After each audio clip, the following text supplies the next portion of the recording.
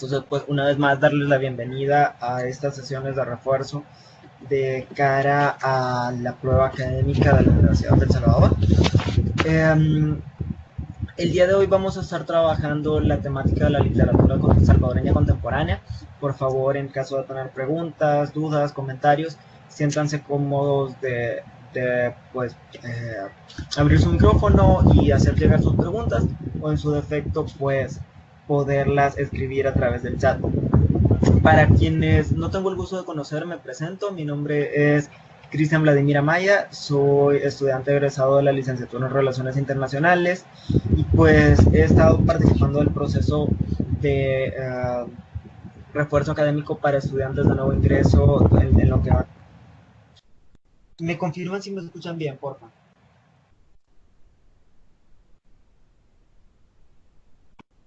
Sí, se oye bien. Ok, súper. Gracias. Bueno, les decía, vamos a iniciar con la temática del día de hoy. Como les platicaba, es la literatura salvadoreña contemporánea.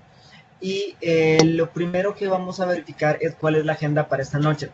Básicamente vamos a cubrir seis temáticas o 6 subtemas dentro de ello. El primero es el objetivo.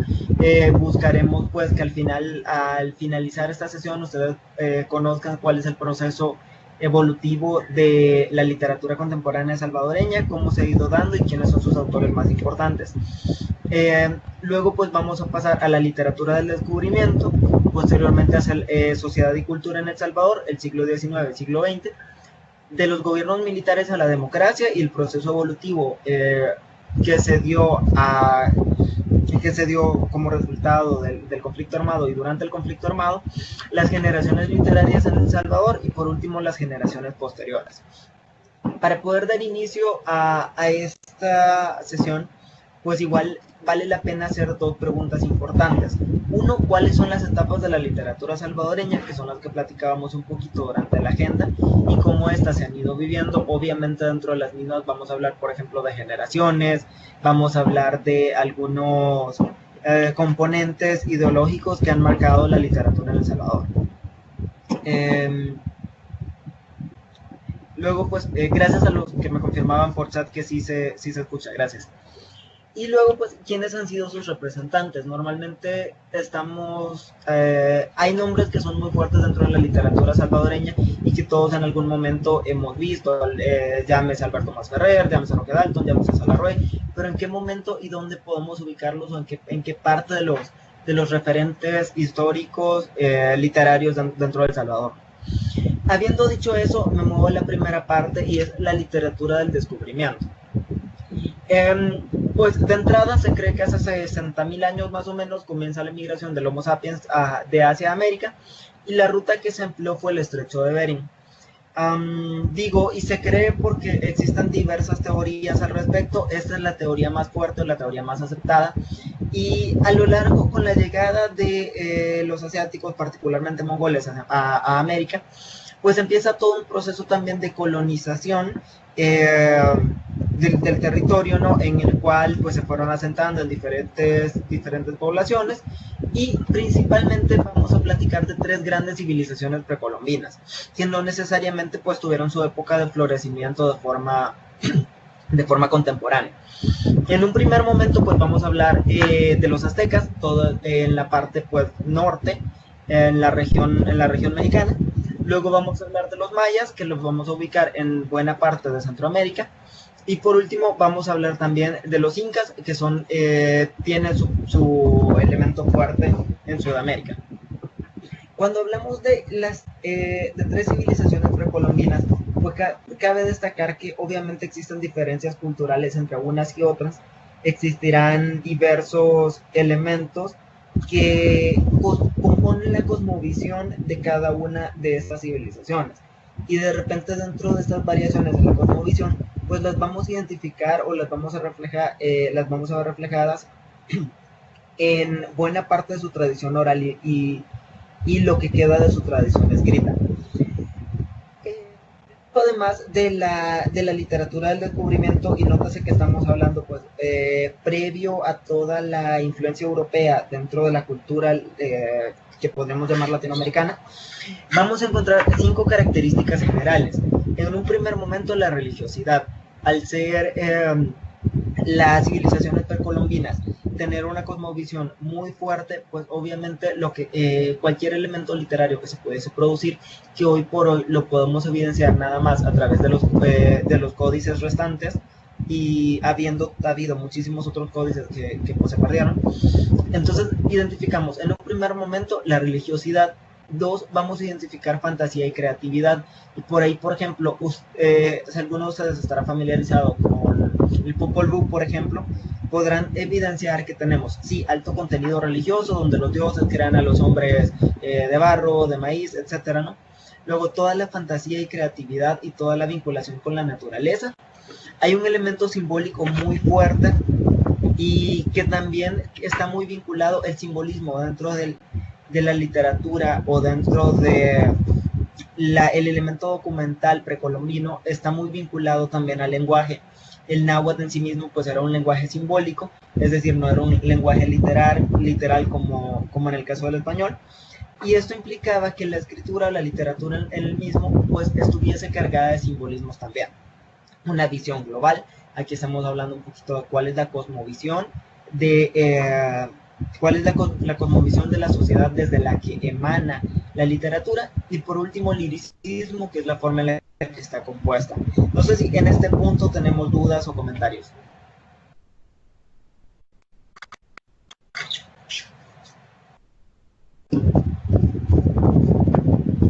Con respecto al simbolismo, no sé si podría repetir el ejemplo que dio, por favor. Sí, existen, lo que sucede y es que el náhuatl como tal el náhuatl es un lenguaje simbólico, y de allí que muchas expresiones en náhuatl no tengan necesariamente un significado literal, sino más bien pues justamente tienen un significado justamente que hace referencia a diferentes elementos y que se utilizan en diversos contextos. Un ejemplo quizá que se puede utilizar es, ustedes habrán escuchado el tema de los nombres de David, por ejemplo, que comentaba ahorita. David en determinado momento de su vida escogía uno de sus nombres de adulto, y este nombre pues tenía un simbolismo como tal. O por ahí, por ejemplo, habrán escuchado el tema de los simbolismos en los nombres de algunos pueblos o de algunas poblaciones de origen precolombino, ¿no? Entonces ahí vamos a encontrar algunos elementos que justamente hacen referencia al simbolismo. Y de allí, uno de los ejemplos que a mí se me ocurre para mencionar es el caso del amanecer. La expresión para el amanecer es Huehuetzilopochtli. Entonces esta expresión, que significa amanecer, significa colibrí zurdo, hace referencia también a una deidad. Entonces ahí pueden ver cómo existe todo un elemento simbólico dentro de cada uno de los elementos. No sé si por ahí tiene sentido, David, y si respondo la pregunta. Sí, todo claro. Súper. Y luego dice Karen, podría repetir lo del liricismo, no me queda claro. El liricismo justamente hace referencia a la forma en la que se describen las ideas. De allí está vinculado también a lo que platicábamos ahorita, que es de alguna manera una expresión en un lenguaje sumamente poético. Este elemento en particular se retomará posteriormente por escritores que están muy vinculados a los movimientos indigenistas, por ejemplo el caso de Pedro Joffroy Rivas, que retoma en Yulkuicat y retoma en Los Hijos del Jaguar una modalidad justamente relacionada a esto, para los Nietos del Jaguar, perdón. Y a ver, de hecho tengo por acá justamente para los Nietos del Jaguar, y que es parte de Yulkuicat, y para los Nietos del Jaguar. No sé si a alguien le gustaría compartirlo y me ayudan leyéndolo.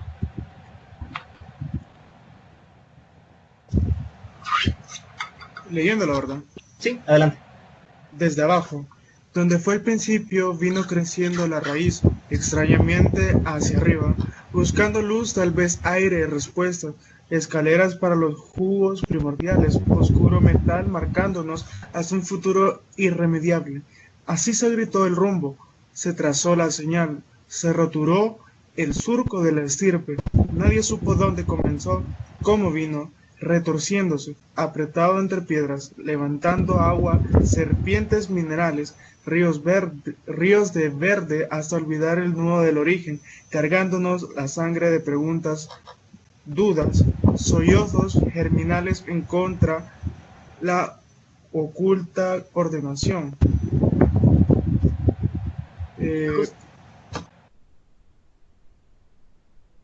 Bueno, gracias. Justamente en el caso de este poema en particular que se llama Para los nietos de Jaguar, de Pedro Jeffrey Rivas, es un poema que hace referencia justamente al proceso de colonización, y de allí que ustedes notarán que hay un conjunto de figuras literarias que se van utilizando para mostrar una idea conjunta, ¿no? Entonces es justamente a lo que hace referencia el liricismo y de cómo este se expresa dentro de la literatura. No sé si, Karen, resolvemos la duda. Yo tengo una pregunta con respecto a que acabo de mencionar las figuras literarias, ¿como cuáles sobresalen en este tipo de literatura? ¿Qué figuras literarias son las que más podrían sobresalir? Hay muchos símiles, obviamente existe pues como todo un catálogo de figuras literarias. Principalmente vamos a encontrar lo que conocemos como la figura poética, ¿no? Que es una figura literaria que nos permite entender un texto nada más dentro de su contexto, valga la redundancia, y el cual pues hace referencia a que se crea un contexto descrito nada más por quien genera por el autor. Estoy como tratando de organizar un poquito la idea. Entonces, sí, adelante, perdón. Ok, entonces muchas de las figuras literarias fuertes están relacionadas justamente a la figura poética, que es la figura más fuerte, y también a toda la generación de un imaginario colectivo o un imaginario individual del escritor, el cual se expresa dentro del texto.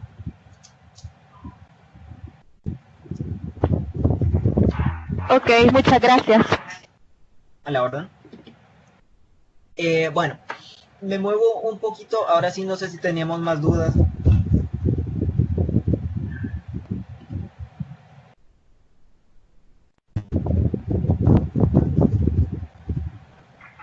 Muy bien.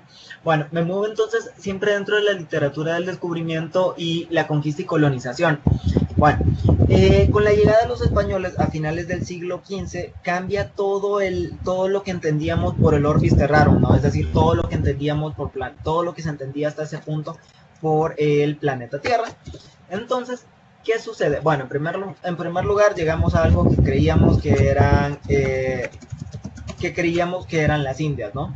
Luego se pasa todo un proceso de descubrimiento, conquista, colonización, y en las cuales se manifiestan, se hacen algunas manifestaciones literarias particulares. Estas manifestaciones literarias particulares pues están relacionadas también a cada uno de los procesos que se estaban viviendo en ese momento o en esa etapa de la colonización. Entonces, ¿qué vamos a encontrar en un primer momento? La literatura, la primero es, en la etapa del descubrimiento identificamos diarios de navegación, que son justamente aquellos textos que estaban siendo documentados por aquellos que navegaban hacia Nueva España, y los cuales permitían describir cada una de las vivencias o cada uno de los descubrimientos que se iban realizando dentro del Nuevo Mundo. Y luego, justamente en la etapa del descubrimiento, hay un elemento sumamente fuerte que son las cartas de relación, que fueron escritas por Hernán Cortés, es decir, quien descubrió y conquistó México, y que estaban dirigidas al emperador Carlos V, y en estas cartas Cortés describe pues su viaje en México, su llegada a Tenochtitlán, la caída de Tenochtitlán, que era justamente la capital del Imperio Azteca, y algunos de los eventos que posteriormente pues resultarán en la conquista de México. Entonces, cuando hablamos de la literatura del descubrimiento como tal, es clave entender cuáles son justamente los sucesos en los cuales se enmarca, que es la conquista, el descubrimiento, conquista de México, y luego los diarios de navegación, para poder ir entendiendo cuál era el proceso a través del cual se logró llegar a América. Así vamos a encontrar también dentro de la conquista crónica de poesía, es decir, poesía que estaba diseñada o que tenía como objetivo, pues, plantear los logros dentro de la conquista misma. Y por último, el proceso de colonización, donde ya vamos a identificar poesía barroca. Se identifican al día de hoy muy poquitos ejemplos de autores concretos de los que se puedan utilizar. Sin embargo, es más o menos hacia donde podemos enfocarlo, ¿no? No sé si tenemos alguna duda hasta ahorita.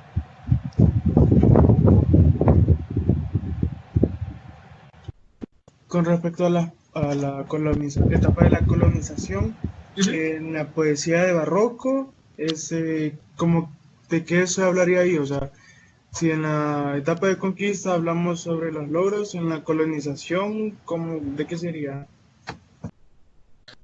Pues principalmente se desarrolla a finales del siglo XVI en Europa y se llega a América Latina pues al final del siglo XVIII, ¿no? Tenía principalmente como los preceptos políticos absolutistas, es decir, la vinculación de la Nueva España hacia España misma, es decir, la influencia que tiene desde lo que podríamos llamar como la metrópoli, y tendría algunas particularidades regionales, ¿no? Destaca principalmente el teatro y la poesía, y normalmente pues teníamos como influencia la influencia de Góngora, y el ejemplo más funcional que podríamos utilizar es la Araucana, de Alonso de Ercilla. Entonces, quiere decir que por parte del descubrimiento, la conquista y la colonización, por medio de la colonización se dio la poesía barroca, gracias a todo eso. Se da la poesía barroca en América Latina. O sea, hay que destacar que el movimiento barroco ya existía en Europa desde mucho antes, y con la llegada del proceso de colonización, pues entonces tenemos barroco en América Latina, siendo el ejemplo más grande la Araucana. O sea que todas estas etapas que acaba de mencionar anteriormente, las cartas, obras u otras, fueron escritas por españoles, no hubo escritores acá del continente americano. No existe que se pueda registrar de nativos, y aquí hay que tomar en cuenta un poquito lo que platicábamos en el punto anterior, que era la mayor parte de la tradición literaria se transmite en las civilizaciones precolombinas a través de la tradición oral. Lo que no se transmitió a través de la tradición oral se transmite a través de algo que vamos a conocer como códices, y de los cuales actualmente pues ya no se cuenta con mayor cosa. Por ejemplo, para el caso de los códices mayas existen 4 códices fuertes, el cual, por ejemplo, el primero, que es el Códice Dresde, el Códice de Madrid, el Códice de París y el Códice Maya de México. Entonces, estos códices en particular reunían buena parte de la cosmovisión, de la literatura, de la forma de vida, pues, y la mayor parte de ellos existieron códices en todos los niveles, y la mayor parte de esos códices pues se pierden durante el proceso de colonización. De hecho, estaba muy vinculado también al aparato religioso y todo ese otro tema. Entonces, es muy complicado registrar realmente poesía o literatura de la época. Toda esta poesía barroca fue basada en hechos reales, o fue por medio de inspiración, como lo era en Europa, en la época como del el realismo y todo eso, o todo esto fue gracias a los hechos que sucedieron en la época que Hernán Cortés llegó a conquistar, a la llegada La crónica de poesía, los diarios de navegación y las cartas de relación son descripciones de hechos concretos. La poesía, como toda la poesía misma, pues reúne un conjunto de elementos que hacen referencia justamente a la figura poética, a la figura literaria del uso poético, el cual no necesariamente implica que esté basado en hechos reales, sino puede surgir del imaginario del autor.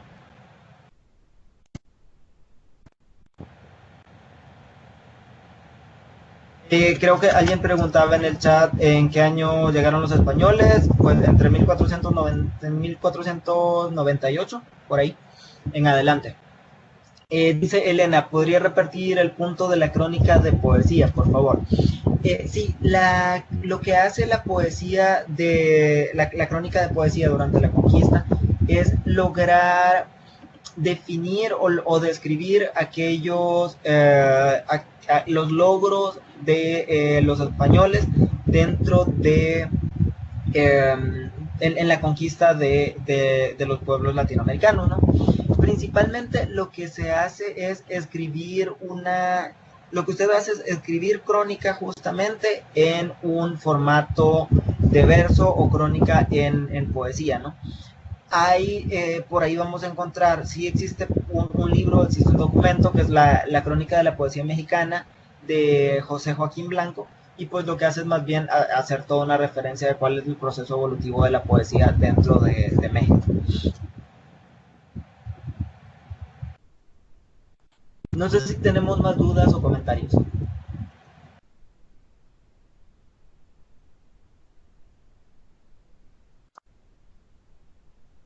Muy bien.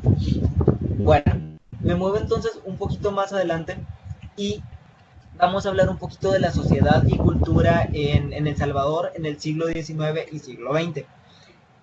En El Salvador, como en el resto del mundo, pues se vivieron todos o si no todos, pero buena parte de los movimientos literarios. Desde el neoclasicismo, que lo vamos a identificar con autores como Isidro Menéndez, como Miguel Álvarez Castro. En el romanticismo, que vamos a encontrar a quien yo personalmente considero uno de los máximos referentes de la literatura en El Salvador, a Francisco Gavidia, a Román Mayorga Rivas.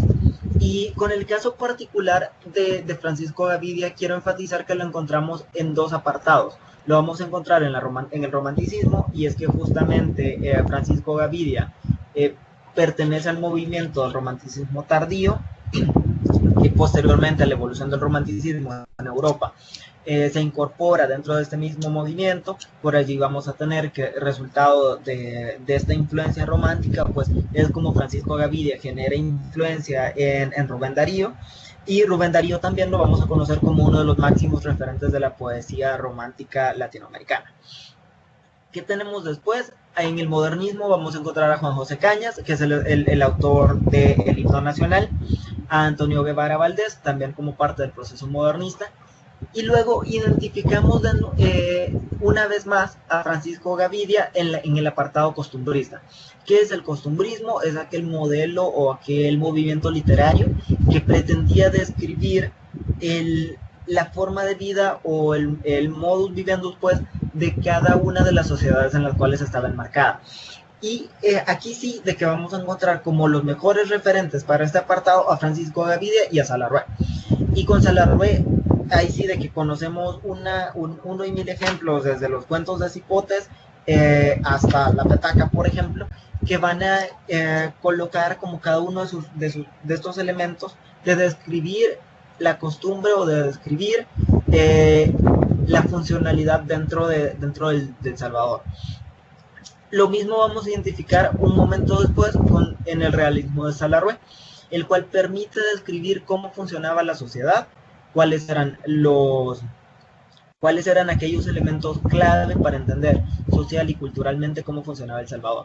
Y por último, en las vanguardias identificamos a Miguel Ángel Espino como uno de los autores clave a lo largo del proceso. No sé si en este punto tenemos dudas o comentarios.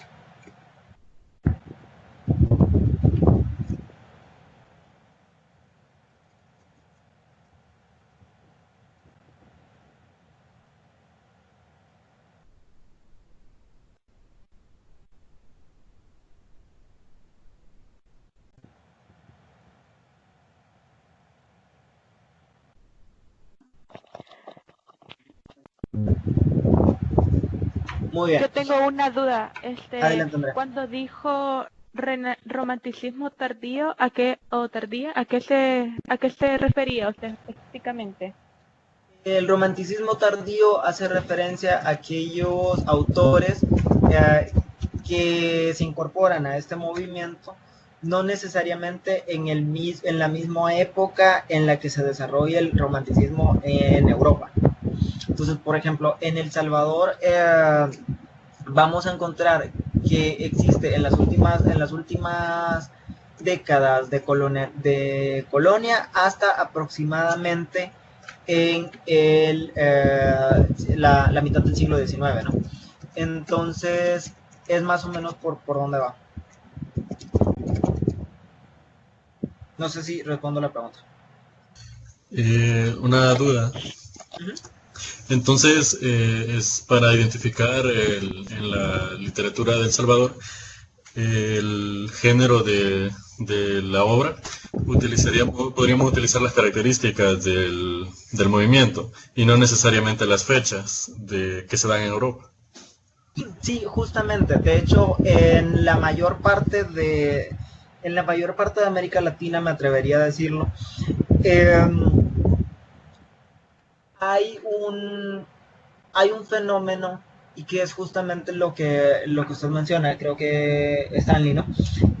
Y es que existen características literarias evidenciadas, y que estas características literarias evidenciadas no necesariamente hacen sentido con la fecha en la cual se vivía este proceso en Europa, ¿no? Que era donde la mayor parte de los movimientos tuvieron su origen. Pero sí, aquí es más bien e incluso dentro de los mismos autores, como el caso de Francisco Gavidia o en el caso de Salarrué, toca identificar en algunos escenarios cuáles son, en algunos escenarios, que algunas obras corresponderán a un movimiento y otras obras corresponderán a un movimiento diferente. El poeta y escritor Roque Dalton no entra en ninguno de esos movimientos. Podríamos hablar de Roque en la vanguardia, pero Roque es un poquito más moderno, y Roque está sumamente influenciado por el fenómeno realista, está sumamente influenciado también por el costumbrismo, que lo vamos a identificar en libros como Pobrecito Poeta que era yo. Sin embargo, Roque pertenece a un fenómeno un poquito más nuevo, y ya vamos a platicar un poquito de él también. Alguien decía por ahí, podemos explicar la vanguardia. La vanguardia es un fenómeno literario, o es un movimiento literario que busca negar la estética, las estéticas ya existentes. De aquí un poco podemos hablar que el referente más grande es justamente Miguel Ángel Espino, y de Miguel Ángel Espino en particular Trenes, y podríamos hablar también de Hombres contra la Muerte. Entonces, estos dos podrían entenderse como los máximos referentes de la escritura de vanguardia en El Salvador.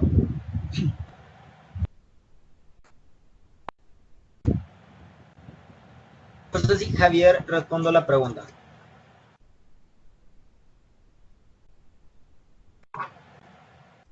Igual y ahí es importante mencionar que lo que hace la vanguardia es justamente como comenta Karen, es de alguna manera negación de una estética preexistente, pero también es un proceso en el cual existe exageración, o existe una modalidad extremista de herramientas políticas, de visiones políticas o ideológicas. Pero acá lo más importante, o el elemento clave cuando hablamos de la vanguardia, es que existe un proceso de libertad de expresión, y se manifiesta pues alterando la estructura de las obras, abordando temáticas tabús, o desordenando de alguna manera los parámetros creativos con los cuales se trabajaba. De repente, por ejemplo, vamos a encontrar que en poesía se rompe totalmente con la métrica ya conocida. Entonces, ese, por ejemplo, es una ruptura que nos permite entender, o es una ruptura totalmente contra la estética clásica, ¿no?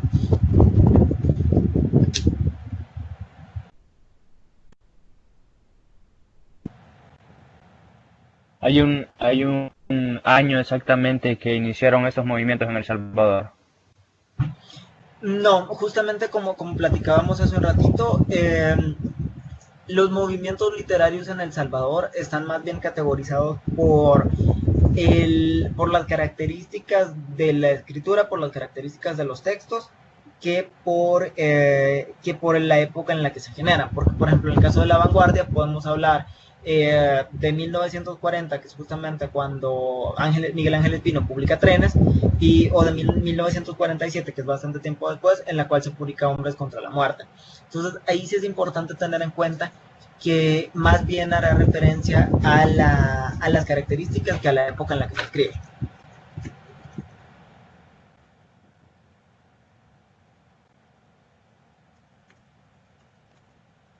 Y de alguna manera también, eso sí, están vinculados a momentos, la literatura en El Salvador en general está vinculada a momentos concretos en la historia nacional.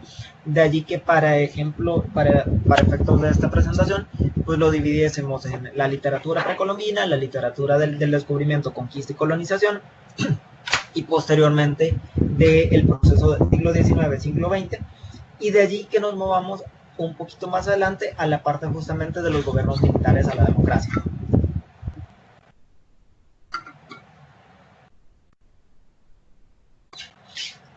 Me muevo un poquito más adelante en la parte de los gobiernos militares a la democracia, y aquí pues es conocido para todos nosotros que la primera mitad del siglo XX se caracteriza por gobiernos militares, y estos gobiernos militares principalmente tenían una función, que era pues mantener el status quo, sobre todo en lo relacionado a lo económico-político, y que estos gobiernos militares permitían mantener a las familias ricas, a las familias adineradas, a las familias de terratenientes, pero les permitían conservarse siendo ricas, ¿no? Y se empieza a gestar a partir de la segunda mitad desde principios del siglo XX con las revueltas de 1932 y los movimientos populares, las huelgas de brazos caídos que llevan al fin del gobierno de Maximiliano Hernández Martínez, y todo esto. Y de hecho alguien por ahí mencionaba a Roque, todos esos movimientos populares que de alguna manera se ven evidenciados en Miguel Mármol de Roque Dalton, pues van dando o van gestando lo que en 1970 explota con los movimientos populares del 70, y el inicio concreto más adelante del conflicto armado, ¿no? Esos movimientos populares eran movimientos de corte marxistas, ya por 1932, 1929, de hecho, se funda el Partido Comunista Salvadoreño, se tiene un proceso evolutivo que llega al conflicto armado, y desde 1984 ya no hablamos más de gobiernos militares, sino que hablamos de los primeros gobiernos estrictamente civiles, con la llegada de Duarte a la presidencia, posteriormente los gobiernos de Arena, y de allí para acá hemos tenido gobiernos bien, con una democracia, por supuesto, perfectible, es decir, que podemos mejorarla, que puede mejorar, pero que al final de cuentas es un proceso democrático. Entonces, una pregunta. Uh-huh. Con respecto a Roque Dalton, ese Roque, como estudió en Chile, fue a estudiar marxismo, no sé si sería lo mismo con referente al movimiento marxista. Entonces, ¿él tiene referencia a ese movimiento o participaba de eso? El movimiento marxista no es un movimiento literario. Y de hecho, de una respondo un poquito la pregunta de Alex Chávez, y es: el marxismo no es un movimiento literario. El marxismo es un enfoque, sí, principalmente el marxismo es un modelo económico político, el cual fundamenta su análisis en los trabajos de Carlos Marx, y que permite entender o permite generar una cosmovisión del mundo en la cual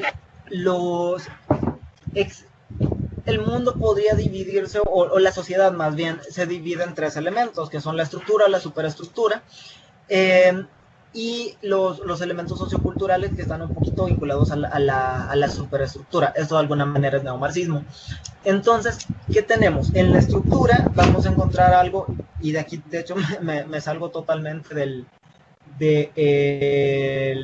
la clase, del objetivo de la clase, pero igual me gustaría explicárselos, y es, tenemos algo que vamos a llamar superestructura, y aquí vamos, imaginen que esto es una pirámide, y aquí vamos a encontrar algo que se llama estructura. En la estructura ustedes van a encontrar todo lo que está relacionado al aparato económico, es decir, modos de producción, vamos a encontrar el modelo económico, vamos a identificar los medios de producción. ¿Qué son los modos de producción? Es cómo se produce, cómo se organiza la sociedad para producir. Entonces, ahorita, por ejemplo, independientemente del país donde usted viva, usted va a vivir bajo un modo de producción capitalista. ¿Por qué? Existe un grupo de personas que tienen la capacidad de adquirir medios de producción. Si usted trabaja en un call center, el dueño de ese call center es dueño de la computadora, los sistemas de redes, etc. Entonces, ¿qué sucede? En un modelo capitalista existe alguien a quien usted vende su fuerza de trabajo. Y con esta fuerza de trabajo se genera un resultado económico que se va a llamar plusvalía. Y por ejemplo, usted produce $15, usted genera una producción de $100 la hora, pero a usted solamente le pagan $10 la hora. Existe una plusvalía de $90 que se la queda pues el dueño de los medios de producción. Este es el principio general del marxismo, o el principio de cómo la economía marxista entiende el mundo. Y a partir de ello existe un segundo nivel que se llama superestructura. En la superestructura ustedes van a encontrar el aparato, el Estado mismo, cómo funciona el Estado y cómo el Estado se organiza para perpetuar el modo de producción. Es decir, cómo los estados actualmente, como los conocemos, están diseñados para perpetuar el modo capitalista. Vamos a encontrar el aparato cultural, que también está diseñado para perpetuar el modo de producción capitalista. De allí que el contenido que consumimos a través de la televisión, de redes sociales y demás, no esté diseñado para romper el esquema del modo de producción. Vamos a encontrar en la superestructura el sistema político, cómo el sistema político está diseñado para mantener la estructura también. Ahora, aquí no, cuando hablamos de que la superestructura está diseñada para mantener el sistema, no debemos entender, y digo, creo que vale la pena mencionarlo, no debemos entender que necesariamente al tener un cambio en el partido en el gobierno o en el partido dentro de la asamblea, pues haya un cambio en la estructura, porque justamente como lo dice el proceso, es un cambio estructural y que implique cambiar la modalidad de cómo se distribuyen los recursos y de cómo se organiza la fuerza de trabajo para poder generar producción. O sea, va más allá de quién me representa en la asamblea legislativa o quién me representa dentro del poder ejecutivo. Habiendo dicho esto y dándoles como la introducción, cuando hablamos de un movimiento marxista, pues sí, justamente el origen de los partidos comunistas en el mundo está basado en los modelos marxistas, que implican que la ruptura del modo de producción capitalista implica la redistribución de la riqueza, la redistribución de los medios de producción y un sistema diferente de la superestructura. Sin embargo, todos, en el caso particular de El Salvador, y ahora sí aterrizo un poquito a la parte de los gobiernos militares, a la democracia, los procesos políticos en El Salvador, si bien los movimientos eran movimientos de corte marxista, existe un partido comunista salvadoreño, decíamos, desde 1929, 1930, pero no necesariamente todos los movimientos populares de los 70s, 80s que dan origen al conflicto armado son necesariamente un corte marxista.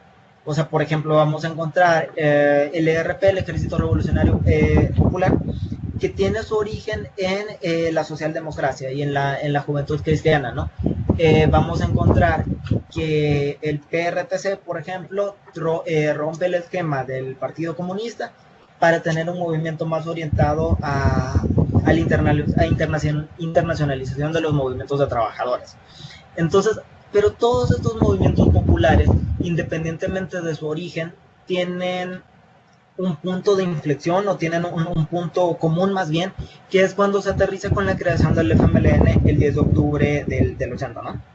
Entonces, con la creación del FMLN tenemos el proceso de conflicto armado, tenemos el proceso de paz y dentro del proceso de paz pues llegamos justamente a los acuerdos de paz.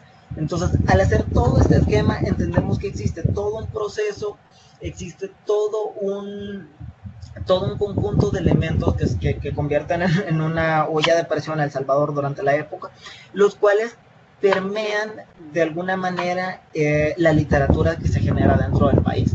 No sé, Nelson, Alex, si tiene sentido, si los confundí más o si por ahí respondo las preguntas. Sí, sí, está bien, gracias. Súper. Alex.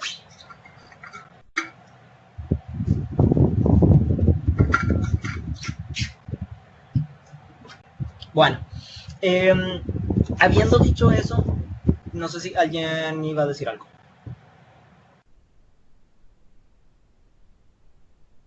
Bueno, entonces, habiendo dicho eso, durante los gobiernos militares a la democracia, identificamos una serie de autores que nos permitan entender cuál es el contexto político y social de El Salvador.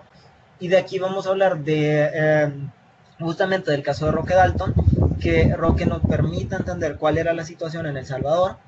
Vamos a hablar incluso de autores un poco más nuevos como Manlio Argueta. Vamos a hablar, identificar otros elementos literarios que pueden mostrarnos también cuál era la realidad del país, y todo esto pues forma parte de este proceso de los gobiernos militares a la democracia. El caso de Álvaro Menéndez Leal también, y esto me lleva a las generaciones literarias en El Salvador. Vamos a hablar de dos generaciones literarias fuertes en El Salvador, son como los dos referentes. Por un lado, la generación del 44, que se compone principalmente de 4 autores, que son Hugo Lindo, Osvaldo Escobar Velado, José María Méndez y Matilde Elena López. Ahora sí, para quien preguntaba hace un rato si tenemos años más definidos, pues para este caso sí, la generación del 44. Y ahí vamos a identificar todo un conjunto de textos como el libro de las horas de Hugo Lindo, poemas con los ojos abiertos de Osvaldo Escobar Velado, disparatorio de José María Méndez, y la balada de Anastasio Aquino, la interpretación social del arte de Matilde Elena López, que hacen referencia a describir un poquito la situación también actual del país y de cómo se va dando el proceso. Y quizá aquí vale la pena hacer énfasis, si ustedes notan, normalmente en el proceso literario en El Salvador está más marcado por los fenómenos políticos sociales que solamente por un proceso literario en sí mismo, y esto justamente es un fenómeno que se replica o que sucede dentro de todos los países. Luego tenemos las generaciones literarias en El Salvador, tenemos la generación del 44, luego tenemos lo que vamos a conocer como la generación comprometida, y esto igual vuelvo a lo que platicábamos de Roque Dalton. La generación comprometida era un conjunto de intelectuales que justamente se comprometen con las reivindicaciones sociales. Aquí ahora sí que Roque, por ejemplo, va a cuestionar mucho el término de la generación comprometida, y que de alguna manera pues estaban vinculados a la ruptura del estado socioeconómico imperante. El mismo Roque Dalton pues perteneció en algún momento al Partido Comunista Salvadoreño, no siempre.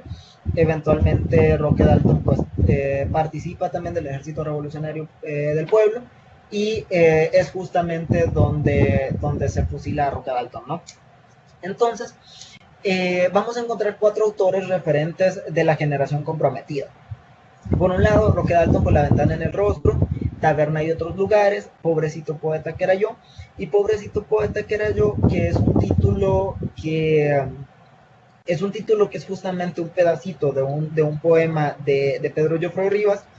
Y ya que Roque Dalton justamente critica muchísimo a Pedro Joffroy Rivas por haber estado vinculado a los movimientos indigenistas, pero desvincularse de los movimientos revolucionarios de El Salvador. José Roberto Sea con Los días enemigos, casi el encuentro y todo el códice. Álvaro Menéndez Leal, su obra más fuerte, quizá la habremos escuchado en algún momento, que es Luz Negra, y La llave y la bicicleta al pie de la muralla, que también es una obra de alto contenido político.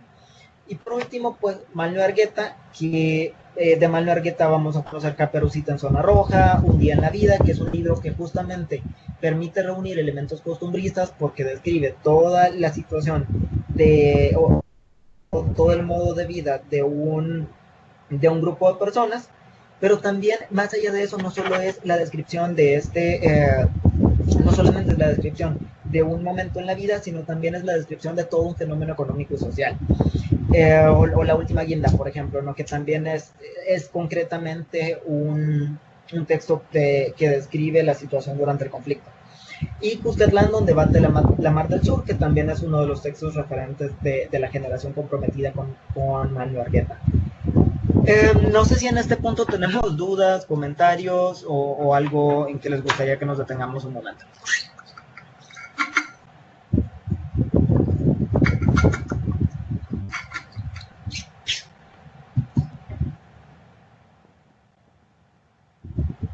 ¿Ellos son los más relevantes o son los únicos de esa generación? Son los más relevantes de la generación comprometida, pero es más o menos a donde se ubica.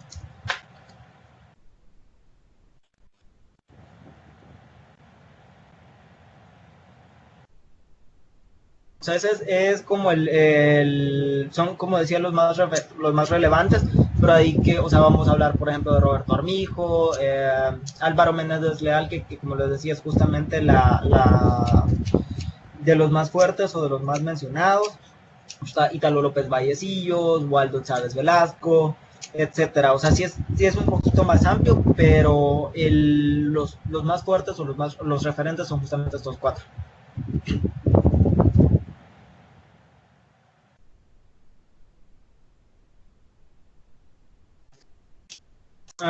Dice Xiomara si podríamos mencionar nuevamente los nombres de la generación del 44. Sí, Hugo Lindo. Me ayudan con el mío, por favor. Hugo Lindo, Osvaldo Escobar Velado, José María Méndez y Matilde Elena López.